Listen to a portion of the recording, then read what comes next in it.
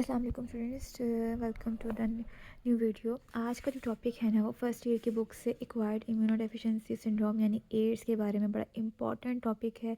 ये पेपर में अक्सर आता है। एड्स का जो है वो HIV का लाइफ साइकिल आ जाता होता है। ये बहुत इंपॉर्टेंट क्वेश्चन है, इसको आपने मिस नहीं करना, वीडियो को स्किप नहीं करना, पूरा देखना, अच्छे से समझाने की कोशिश करूँगी। और अगर वीडियो अच्छी लगे तो आपने लाइक भी कर देना।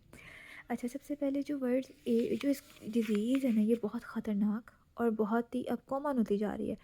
अब इसका मतलब एड्स का जो मतलब है ना उसी के डिज़ीज़ के नेम में ही पता चल जाता है आपको किस डिज़ीज़ में होता क्या है।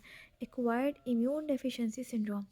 एक्वायर्ड का मतलब है किसी तरह से आप में पहुंचने वाले, आपके इम्यून सिस्टम सही तरह काम कर रहा था, लेकिन क्या हुआ कि आपकी बॉडी में कुछ ऐसी चीज़ दाखिल हुई, ऐसा वायरस दाखिल हुआ जिसके आने से आपके इम्यून सिस्टम के अंदर डेफिशिएंसी आ गई। इम्यून सिस्टम क्या होता है? क़ुव्वत मुदाफ़ित। हमारी बॉडी के अंदर अल्लाह ताला ने नेचुरली एक सिस्टम रखा हुआ है कि जो क्या करता है, हमारी बॉडी में बाहर से कोई बैक्टीरिया, कोई फंगस, कोई वायरस, कोई भी टॉक्सिक मटेरियल आता है तो उसको बॉडी में नुकसान पहुंचाने से पहले उसको ख़त्म कर देता है। हम डेली कितना कुछ खाते हैं, बाहर से खाने खाते हैं, कोई डस्ट हमारी बॉडी में जा रही है, कोई वायरस हमारी बॉडी में जा रहा है, लेकिन बीमार हम रोज़ रोज़ नहीं होते। बीमार हम कभी कभार होते हैं। क्यों? क्योंकि जो अल्लाह ताला ने हमारे अंदर सिस्टम रखा है वो इतना स्ट्रॉन्ग है कि वो जैसे ही आता है कोई अंदर बॉडी में इस तरह का मटेरियल, कोई ऐसा टॉक्सिन, तो वो फ़ौरन उसको किल कर देता है। हाँ, जब वो उससे हैंडल नहीं हो पाता या अमाउंट बहुत ज़्यादा होती है या वो जो टॉक्सिक मटेरियल होता है या वो वायरस, बैक्टीरिया, फंजाई इतने स्ट्रॉन्ग होते हैं कि वो हमारी बॉडी के साथ फ़ाइट करें, तो उसके रिज़ल्ट में हमें फ़ीवर हो जाता है या दूसरी कोई बीमारी हो जाती है। Otherwise most of the time हमारा इम्यून सिस्टम जो है वो उसको ओवरकम कर लेता है, जिसकी वजह से क्या होता है कि हम बीमार नहीं पड़ते। तो एड्स में क्या होता है कि हमारा इम्यून सिस्टम उस वायरस, क्योंकि जो एड्स का जो वायरस होता है जिसे HIV वायरस कहते हैं, ह्यूमन इम्यूनो डेफिशिएंसी वायरस, यानी जो हमारी डेफिशिएंसी को कम कर देता है, वो वायरस जो हमारे इम्यून सिस्टम को, हमारे इम्यून सिस्टम की डेफिशिएंसी कर देता है, उसको हम कहते हैं ह्यूमन इम्यूनो डेफिशिएंसी वायरस। उसकी वजह से हमारा इम्यून सिस्टम क्या करता है, हमारी बॉडी क्या करती है, लड़ नहीं पाती उस जर्म से, उस बैक्टीरिया, वायरस या फंजाई या जो भी कोई टॉक्सिक मटेरियल हमारी बॉडी में फॉरेन पार्टिकल एंटर हो रहा है। फ़ॉरेन का मतलब बाहर से आने वाला कोई ऐसा पार्टिकल जो हमारी बॉडी को नुकसान पहुंचाएगा। ऐसा पार्टिकल जो एंटर हो रहा है हमारी बॉडी में, हमें नुकसान पहुंचाने के लिए उससे नहीं लड़ पाएगा, जिसकी वजह से हमें खुदा न खास्ता ये एड्स जैसी बीमारी हो सकती है। ठीक है। अच्छा, और ये बीमारी कोई ज़्यादा पुरानी नहीं, ये सालों पहले बीमारी जो है, कुछ साल पहले, जैसे 1980s में यहाँ लिखा हुआ है कि डिस्कवर हुई थी। इससे पहले ये बीमारी एग्जिस्ट नहीं करती थी दुनिया में। और इसके पीछे एक जो मुझे, जब मैं पढ़ती थी तो थ्योरी पता चली थी कि क्या हुआ था 1980s में ही, क्या हुआ था कि एक जो था ना ज़ू कीपर, जो यानी जो ज़ू में काम करने वाले लोग होते हैं, वो अपने ज़ू में काम कर रहा था और वहाँ पे उसने मंकी का केज साफ़ करना था। अब क्या हुआ कि वो केज साफ़ करने के लिए मंकी के केज में गया, उसने मंकी को बाहर नहीं निकाला बल्कि उधर ही काम करना शुरू कर दिया, सफाई कर रहा था। मंकी ने क्या किया, वो थोड़े गुस्से में आ गया और उसने आके उसके हाथ पे बाइट कर लिया। अब उसने जब उसके हाथ पे बाइट किया तो ज़ख़म हुआ और उसके दांतों से या उसके सलाइवा से ना ये जो HIV वायरस था ना उसके ब्लड में चला गया, क्योंकि उसने बाइट किया था तो उसको ज़ख्मी होने की वजह से उसका जो है वो स्किन वहाँ से उतर गई और उसके जो ब्लड वेसल थी वो एक्सपोज हो गई। अब उस ब्लड में उसके HIV वायरस चला गया। इस तरह पहली दफ़ा ह्यूमन के इनकाउंटर हुआ HIV वायरस के साथ। इससे पहले ये बीमारी एग्जिस्ट नहीं करती थी, इससे पहले इसका कोई हिस्ट्री नहीं थी, हिस्ट्री में कुछ के बारे में कोई नहीं हमने सुना। ये तभी जो है वो दुनिया में ये बीमारी आई। उसके बाद क्या हुआ कि उन्होंने देखा कि ये पोस्ट, जब ये बीमारी जब डिस्कवर, क्योंकि वो तो पहला पेशेंट था, वो इतना वो उसके बाद में भी उसकी डेथ हो गई, क्या हुआ, लेकिन उसने बीमारी आगे ट्रांसफ़र कर दी। और वो देखा गया कि यंग मेल्स जो कि यानी जो टीनेजर्स थे, 17-18 ईयर्स की, 13 ईयर्स की एज में जो लोग लड़के थे और मेल्स में डिस्कवर हुई थी ये। ठीक है। तो उन्होंने देखा कि जो होमोसेक्सुअल मेल्स, यानी कि जो मेल जो दूसरे मेल के अंदर अट्रैक्शन देखते हैं, उनके साथ सेक्सुअल एक्टिविटी परफॉर्म करते थे, उनके अंदर क्या हुआ कि आहिस्ता आहिस्ता हॉस्पिटल में बहुत सारी रिपोर्ट्स आने लगी कि कुछ जो यंग मेल्स हैं उनको नमूनिया हो रहा है, उनको फ़ीवर बहुत ज़्यादा हो रहा है और उनकी जो है वो रियल वास्कुलर कैंसर हो रहा है, यानी कि जो लिम्फ वेसल हैं या ब्लड वेसल हैं उनमें कैंसर होना है, और साथ साथ उनका weight loss, fallen lymph nodes, और इस तरह से ना इम्यून फंक्शन जो है वो, बहुत सारे इम्यूनिटी के फंक्शन जो हैं वो ख़त्म हो रहे हैं उनके अंदर। और ये बड़ा कॉमन था मेल के अंदर, यंग मेल्स के अंदर जो कि होमोसेक्सुअल थे। और ऐसा ऐसा देखा गया कि बीमारी इतनी तेज़ी से फैल रही है कि इस होमोसेक्सुअल मेल के अलावा ये नॉन होमोसेक्सुअल्स में भी, यानी कि फ़ीमेल्स में भी और दूसरे लोगों में भी फैलनी शुरू हो गई। क्योंकि क्या हुआ था कि ये वायरस है, वायरस बहुत जल्दी स्प्रेड करता है, कोई भी वायरल डिजीज़ है वो बड़ी जल्दी स्प्रेड करती है। तो ब्लड ट्रांसफ्यूजन की वजह से किसी ने किसी को ब्लड दे दिया था, ये बीमारी डिस्कवर होने से पहले अपना ब्लड जो है वो किसी और के लिए डोनेट कर दिया, उससे आगे फैली, उसने आगे किसी के साथ वो इंटरेक्ट किया, उसमें फैल गई। सेक्सुअल इंटरेक्शन से भी ये बीमारी फैलती है। तो इससे क्या हुआ कि इसकी स्प्रेड जो है वो काफ़ी ज़्यादा होता गया। उसके बाद अ, फिर क्या हुआ कि 1986 में जो है ना, सॉरी 1984 में फ्रांस में और यूएस में जो है ना कुछ टीमों ने वहाँ पे रिसर्च टीम ने वर्क किया, और उसके बाद उन्होंने इसका जो है वो वायरस जो है वो डिस्कवर किया, और उसको 1986 में नाम दिया गया ह्यूमन इम्यूनोडेफिशिएंसी वायरस। ठीक है, उसको सबसे पहले उन्होंने वायरस को डिस्कवर किया। उन्होंने कहा कि ब्लड से फैल रही है, इट मीन्स कि ये जो ब्लड है इसके अंदर वो ऐसा मटीरियल मौजूद है जो इन्फेक्शन कॉज कर रहा है। फिर उन्होंने ब्लड की जब सैम्पलिंग की तो उनको पता चला कि यहाँ पे एक वायरल है, ये वायरल डिजीज़ है, ये वहाँ पे वायरस मौजूद है, और उसको बाद में उन्होंने नाम दिया 2 साल बाद ह्यूमन इम्यूनोडेफिशिएंसी वायरस। ठीक है, अच्छा अब ये क्या करता है, ये वायरस अटैक कैसे करता है? ये क्या करता है कि बॉडी में जब एंटर होता है ना, तो बॉडी के अंदर इम्यून सिस्टम को ये इफेक्ट कर रहा है। इम्यून सिस्टम का जो मेजर कंपोनेंट है ना, टी लिम्फोसाइट क्या है कि ये वो सेल्स होते हैं जो क्या करते हैं, बॉडी में एंटीबॉडीज़ बनाने के लिए जो है वो एक्टिव होते हैं। ठीक है, सबसे पहले क्या करते हैं, ये बी सेल्स को, बी सेल्स कौन से सेल होते हैं जो एंटीबॉडीज़ बनाते हैं। टी सेल का क्या काम होता है, ये हमारे इम्यून सिस्टम में 2 तरह के सेल होते हैं, टी सेल और बी लिम्फोसाइट सेल और टी लिम्फोसाइट सेल।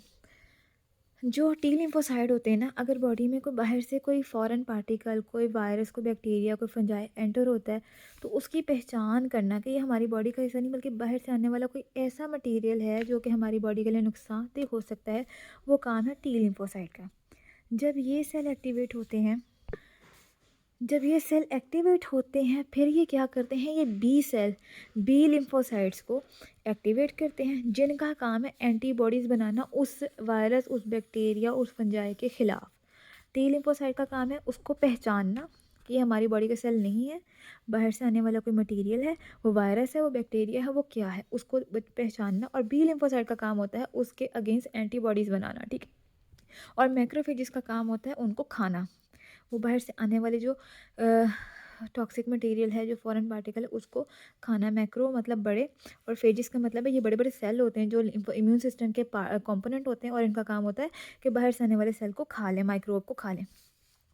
और साइटोटॉक्सिक टी सेल, अब यहाँ पे टी सेल 2 तरह के होते हैं, एक होते हैं हेल्पर टी सेल, हेल्पर का काम है जो हेल्प कर रहे हैं बॉडी को, इम्यून सिस्टम को डिस्कवर करने में कि बाहर से कोई एक चीज़ आई है जो कि बॉडी के लिए नुकसानदेह है। और साइटोटॉक्सिक का मतलब है, जो कि साइटो का मतलब होता है ख़त्म, काटना, तोड़ना, साइटो, जो कि सेल को खा रहे, जो कि ऐसे सेल हैं जो कि साइटो का मतलब होता है सेल, टॉक्सिक का मतलब होते हैं जो टॉक्सिक मटेरियल को खाने वाले।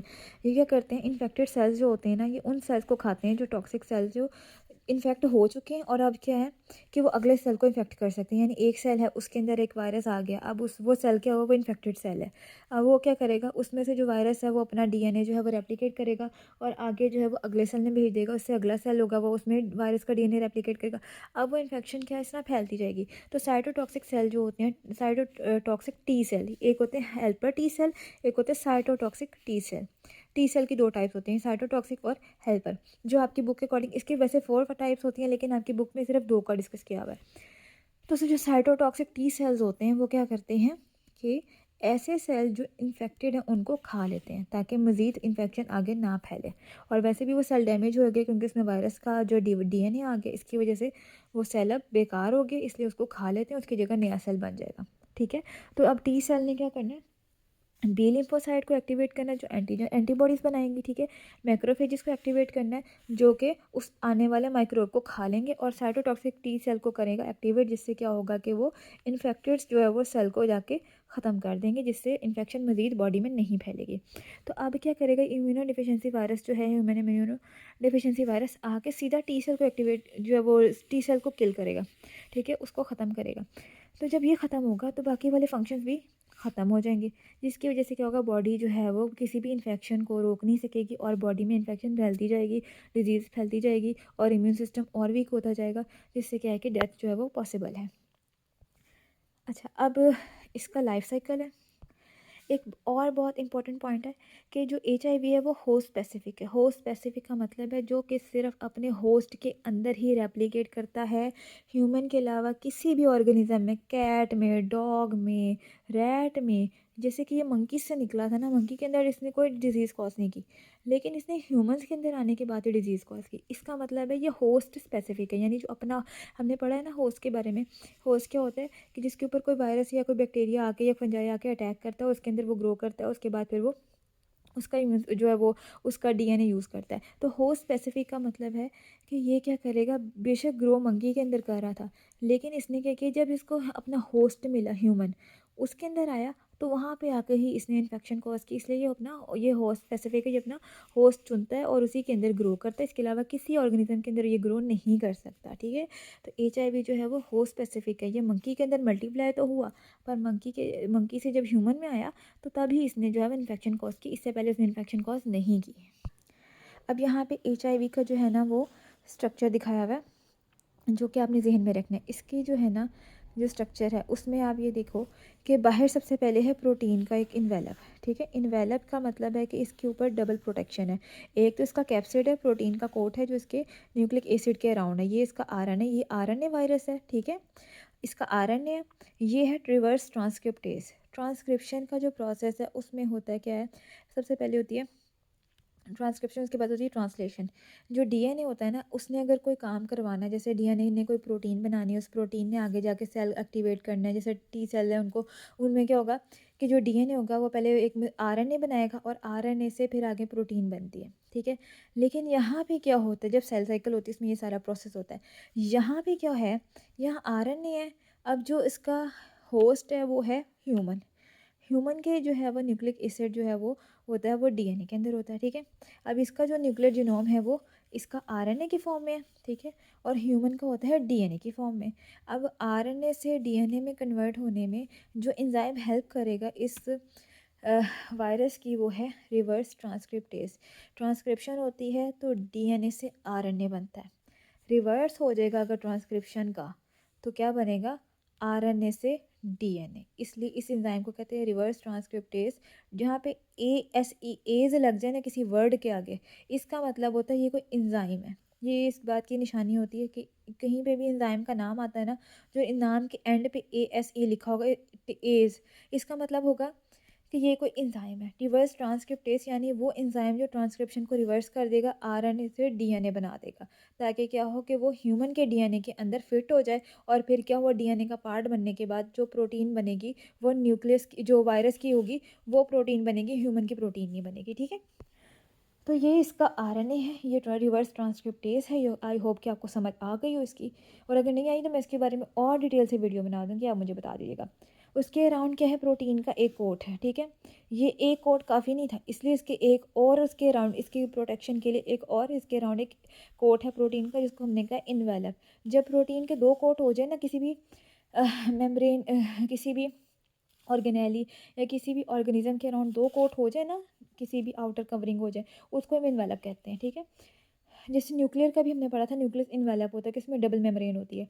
ठीक है, तो यहाँ पे भी पहले एक प्रोटीन का एक कोट है, उसके बाद प्रोटीन का एक और कोट है। ठीक है, जो इसको हमने कहा है इन्वेलप। ठीक है, और उसके अंदर ये उसका RNA और ये रिवर्स ट्रांसक्रिप्टेज एंजाइम मौजूद है। अच्छा, अब यहाँ पे भी यही बताया हुआ है उन्होंने आगे कि HIV की ट्रांसमिशन कैसे होती। HIV की ट्रांसमिशन जो है वो सेक्सुअल कांटेक्ट से, ब्लड की ट्रांसफ्यूजन से, या क्या है कि ब्रेस्ट फीडिंग से भी जो है वो ट्रांसमिशन इसकी होती है।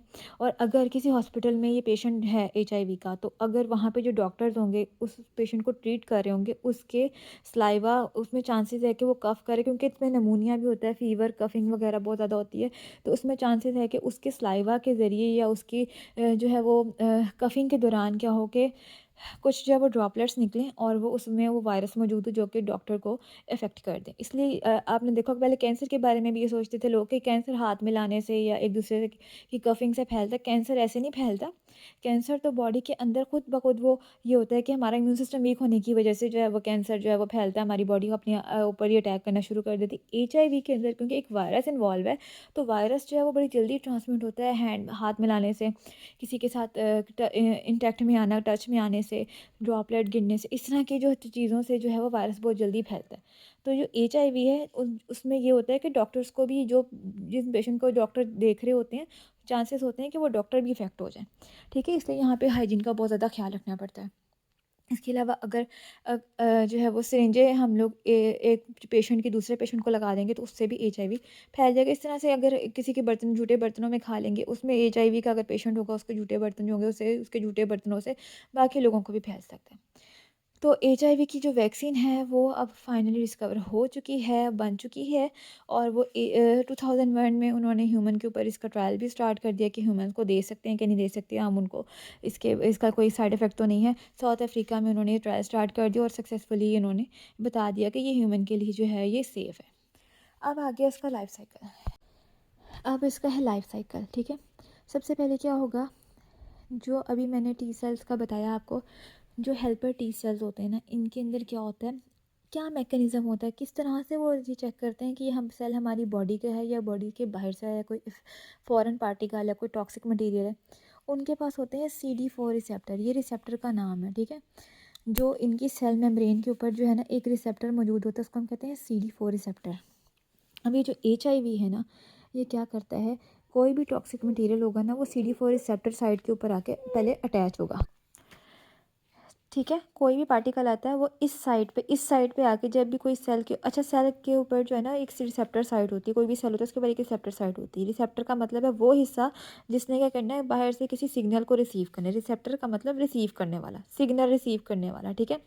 अब ये क्या होगा, HIV आके जो है ना इस सेल की जो है वो रिसेप्टर साइड पे, CD4 रिसेप्टर साइड पे अटैच होता है, ठीक है। अब उसके अटैच होने पे यहाँ पे इन्होंने पॉइंट्स में बड़े अच्छे तरीके से एक्सप्लेन किया हुआ है कि यहाँ पे पूरी डायग्राम में क्या हो रहा है, और मैं इसको अलहदा से ड्रॉ नहीं कर रही, वो इसलिए कि मैं जो बुक से समझाऊंगी ना वो आपको ज़्यादा अच्छा समझ आएगा, कि आपकी बुक से ही मैंने आपको एक्सप्लेन कर दी यहाँ पे क्या हो रहा है।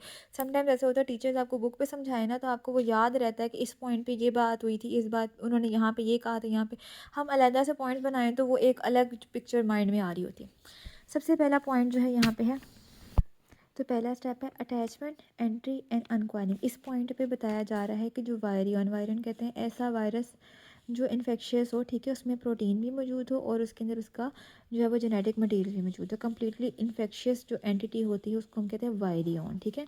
यहाँ पे क्या, ये वायरियन है, इसके अराउंड इसके प्रोटीन का कोट भी है और ये इसका जीनोम मौजूद है, और यहाँ पे वो रिवर्स ट्रांसक्रिप्टेज एंजाइम भी मौजूद है जिसके ज़रिए उसने अपने RNA को DNA में कन्वर्ट करना है।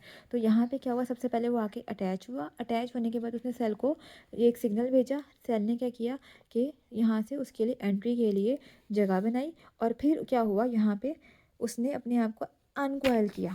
जो इसका RNA है वो भी ऑब्वियसली कॉइल फॉर्म में होती है, जिस तरह हमने पढ़ा था कि DNA double helix coil form में होता है, तो RNA भी कॉइल फॉर्म में होता है। तो ये जो कॉइल RNA था यहाँ पे उसकी अनकॉइलिंग हुई, ठीक है, ताकि वो खुला, ताकि क्या हो कि ये वाला जो एंजाइम है उसके ऊपर अटैच हो और उसके बाद उसको DNA में कन्वर्ट करे। अब क्या होगा कि जो ये रिवर्स ट्रांसक्रिप्टेज है, ये सारा रिवर्स ट्रांसक्रिप्टेज है, उसने क्या करना है कि इस अनकॉइल्ड RNA को फिर क्या करेगा, वो DNA में कन्वर्ट करेगा, ठीक है। ये RNA था, इसको फिर वो क्या करेगा, DNA में कन्वर्ट करेगा, वायरल RNA को, फिर वो RNA और DNA का हाइब्रिड यानी उसके दरमियान की चीज़ है, उसके बाद वो उसको DNA में कन्वर्ट कर दिया, ठीक है। ये पूरा एक स्टेप प्रोसेस होता है, लेकिन आपके बुक के अकॉर्डिंग आपने सिर्फ इतना याद रखना है, सबसे पहले आया, लैंड किया कहाँ पे, रिसेप्टर साइड पे। कौन सा रिसेप्टर है, CD4 रिसेप्टर साइड थी किसकी, T lymphocyte, helper T lymphocyte cells की। वहाँ पे आके लैंड किया ये वायरस, वहाँ पे आके ये वायरियन लैंड किया, यहाँ पे इसका RNA जो है वो अनकॉइल हुआ, और ये रिवर्स ट्रांसक्रिप्टेज भी जो है इसके साथ जो है वो सेल के अंदर गया। यहाँ पे उसने क्या किया कि उसने उस कॉइल्ड RNA को अनकॉइल किया, और उसने फिर उस RNA से रिवर्स ट्रांसक्रिप्शन करवाई, यानी रिवर्स में ट्रांसक्रिप्शन करवाई, तो DNA से RNA बनने के बजाय यहाँ RNA से DNA बन गया, ठीक है, वायरल DNA। और इसके बाद क्या हुआ कि जो वायरल DNA था ना, फिर ये सेल के इसके जो न्यूक्लियस है उसके अंदर एंटर हो गया, ठीक है, ठीक है। फिर ये जो वायरल DNA था ना, ये एंटर हो गया न्यूक्लियस के अंदर, और यहाँ पे क्रोमोसोम किससे मिलके बना होता है, DNA और हिस्टोन प्रोटीन से। ये क्रोमोसोम के पास गया और क्रोमोसोम में एडजस्ट हो गया, ठीक है, इसकी जो पोजीशन थी वहाँ पे ये एडजस्ट हो गया। इसको हम कहते हैं प्रो वायरस, ठीक है। प्रो वायरस का मतलब होता है ऐसा वायरस जो कि क्या करता है, अपने आप को इंटीग्रेट, यानी अपने आप को जो होस्ट का जो DNA होता है, या कह लें कि होस्ट का जो जेनेटिक मटेरियल होता है ना, उसके अंदर अपने आप को फंसा लेता है, अपने आप अपनी एक जगह बना लेता है उसके जेनेटिक मटेरियल के अंदर। फिर ये क्या करता है, ये उसके सेल को, होस्ट के सेल को डिस्ट्रॉय नहीं करता, बल्कि क्या करता है, जब होस्ट का सेल रेप्लिकेट करेगा या होस्ट का जो जेनेटिक मटेरियल है वो रेप्लिकेट करेगा, उसके साथ साथ ये वाला जो डीएनए का पोर्शन है वायरस का, ये भी रेप्लिकेट करेगा। तो ये एक सेल से दूसरे सेल में लाइसिस, यानी जो वायरस की हमने पढ़ा था लाइसोजेनिक स्टेट होती है, इसमें क्या होता है कि सेल में, यानी होस्ट सेल की ब्रेक डाउन करके, ये नहीं होता कि होस्ट सेल के अंदर अपने आप को इतना रेप्लिकेट कर लेता है कि वो फिर बहुत सारे डीएनए की जो वो कॉपीज़ बन जाती हैं, होस्ट सेल बस्ट करता है और वो आगे कॉपीज़ ट्रांसफ़र होती हैं अगले सेल तक। ये नहीं होता, बल्कि होस्ट के डीएनए के अंदर अपनी जगह बना लेता है, और जैसे ही होस्ट का डीएनए और सेल रेप्लिकेट करेगा तो ये भी इसके साथ रेप्लिकेट करते करते आगे से आगे ट्रांसफ़र होता जाएगा। तो इसको हम कहते हैं प्रो वायरस। ठीक है, प्रो वायरस क्या करता है, वो सेल की डिस्ट्रक्शन नहीं करवाता होस्ट के, बल्कि क्या करता है, उसके डीएनए के अंदर अपनी जगह बना के खुद भी वहीं पे फंस जाता है, अपने आप को असेंबल कर लेता है। जैसे ही वो होस्ट अपना सेल रेप्लिकेट करेगा, अपना डीएनए रेप्लिकेट करेगा, तो ये वाला पोर्शन भी डीएनए का, जो वायरस का डीएनए होगा, वो भी रेप्लिकेट करके अगले सेल में भी जो है वो वायरस का ये डीएनए ट्रांसमिट हो जाएगा। इस तरह ये डिजीज़ कॉज करता है। ठीक है, ये लाइसिस नहीं करवाता। Viral RNA and protein synthesis. अच्छा, अब ये जो प्रोवायरल डीएनए होगा, ये आगे क्या करेगा, ट्रांसक्रिप्शन करवाएगा, क्योंकि अब ये डीएनए है ना, अब ये ट्रांसक्रिप्शन करवाएगा। अब ये रिवर्स ट्रांसक्रिप्शन नहीं करवाएगा, बल्कि ट्रांसक्रिप्शन करवाएगा। ट्रांसक्रिप्शन में क्या होता है कि जो डीएनए होता है उससे आरएनए बनता है। ठीक है, डीएनए से आरएनए बनेगा, आरएनए साइटोप्लाज्म में जाएगा, तो वहाँ जाके वो प्रोटीन जो है उसकी उसकी आरएनए की ट्रांसलेशन होगी और प्रोटीन बन जाएगी, जो कि डिज़ायर प्रोटीन होगी। अब उस प्रोटीन के का जो स्ट्रक्चर होगा ना, वो इस वायरस के डीएनए के, क्योंकि इसके वायरस के डीएनए ने ये आरएनए बनाया, उसके अकॉर्डिंग ये प्रोटीन बनेगी, उस प्रोटीन को। ठीक है, तो ये आरएनए बाहर जाएगा, उसके ये प्रोटीन के सिंथेसिस करवाएगा। ये प्रोटीन कौन सी है, ये प्रोटीन है, हमने पहले भी पढ़ा एंजाइम्स क्या होते हैं, दे आर प्रोटीन। ठीक है, ये प्रोटीन क्या है, ये रिवर्स ट्रांसक्रिप्टेज है सारे के सारे। और फिर क्या होंगे कि एक और प्रोटीन बनाई जाएगी, वो कौन सी होगी, कैप्सिड। इसके अराउंड जो एक इन्वेलप बनना है, उस प्रोटीन का नाम जो है वो कैप्सिड है, वो भी बनवाई जाएगी साइटोप्लाज्म के अंदर। और फिर क्या होगा कि इन सब की असेंबली होगी। असेंबली का मतलब है कि पहले आरएनए को इसके अंदर रखा जाएगा। ठीक है, इस आरएनए और रिवर्स ट्रांसक्रिप्टेज के अराउंड एक और जो है वो एक चीज़ आनी है, वो है कैप्सिड की जो है वो कवरिंग। ठीक है, अब फिर क्या होगा, जब ये कवरिंग भी बना ली जाएगी साइटोप्लाज्म के अंदर, new capsid assemble around the viral RNA. ठीक है, इसके अराउंड जो है वो कैप्सिड जो है वो असेंबल हो जाएगा। जो आरएनए है वो कॉइल फॉर्म में होगा। ठीक है, उसके अंदर रिवर्स ट्रांसक्रिप्टेज भी होगा, molecules and but from the plasma membrane. ठीक है, अब ये सारा कुछ अपने अंदर असेंबल करने के बाद कैप्सिड क्या करेगा कि फिर ये आएगा सेल मेम्ब्रेन के पास, और सेल मेम्ब्रेन से क्या होगा, जैसे हमने पढ़ा ना कि बैक्टीरिया और फंजाई वगैरह में ये इसमें बडिंग पढ़ी होगी आपने मैट्रिक में, कि वो क्या होता है कि सेल के अराउंड जो है वो एक आउटग्रोथ होती है, उसे हम कहते हैं बड। इसी तरह बिल्कुल क्या होगा कि सेल मेम्ब्रेन के पास जब ये आएगा, तो यहाँ पे क्या होगा, एक छोटा सा बड बनेगा, और सेल मेम्ब्रेन उसके अराउंड जो है वो प्रोटीन का जो बाकी का कोट होगा उसको असेंबल करेगी, और उसके बाद ये बाहर जो है वो सेल से निकल जाएगा। और बिल्कुल इसी तरह का जो है वो एक और वायरस जो है वो सेल से प्रॉपर फॉर्म में अपनी निकल जाएगा।